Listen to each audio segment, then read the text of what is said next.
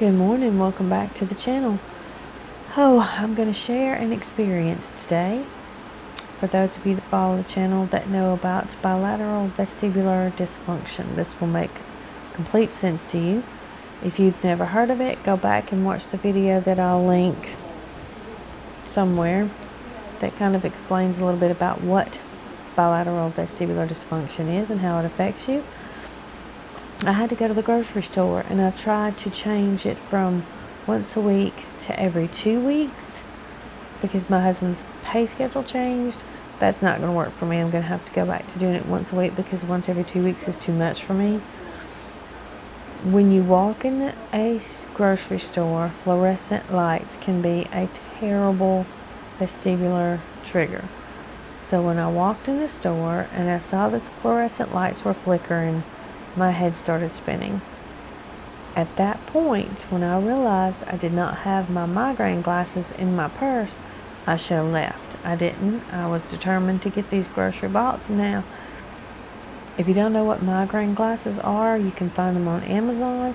They're designed for people who are triggered by fluorescent lights, that normally are triggered to have a migraine by fluorescent lights. They look a little goofy because they come around the side of your face also, but they do work. So that was one thing. When I realized I didn't have those and saw that their fluorescent lights were flickering, I should have left and gone home and come back another day, but I didn't. Then for some reason the grocery store was much more crowded than it normally is.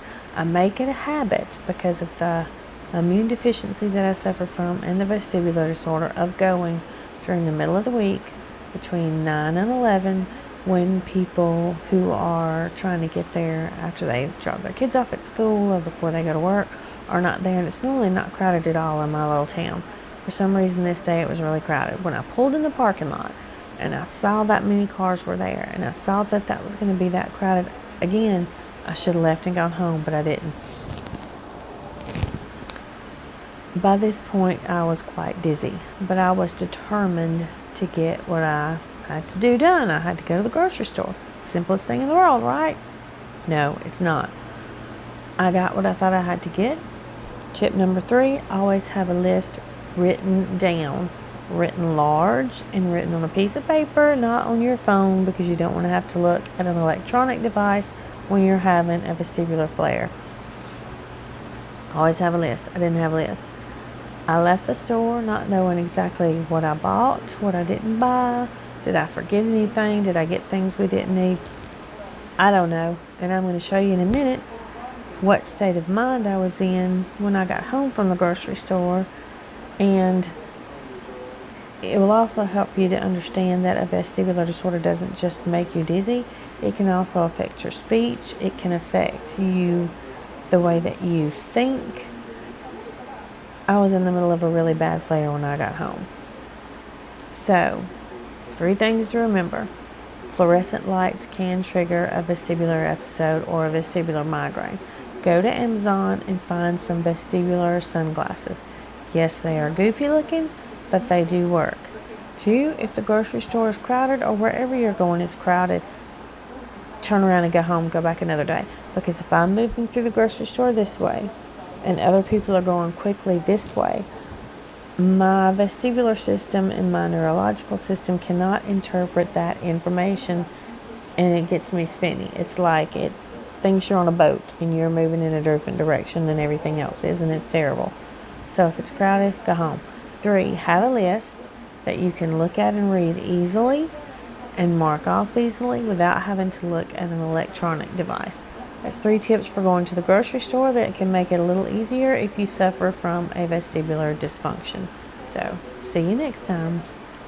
So, when one of your chronic illnesses, disabilities, is neurological and has effect on how you think, going from buying groceries once a week to having to buy them twice a week makes your kitchen look like this,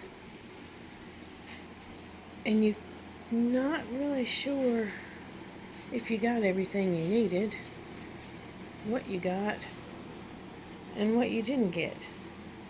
And it's not helped by the fact that it is pouring down rain today. So, Just another one of the lovely parts of dealing with chronic illness. Still pouring down rain. I barely made it inside the house without my grocery bags dropping because the stairs were very slick. It's been an interesting day, so just know when you live with chronic illness, a trip to the grocery store is never really just a simple trip to the grocery store.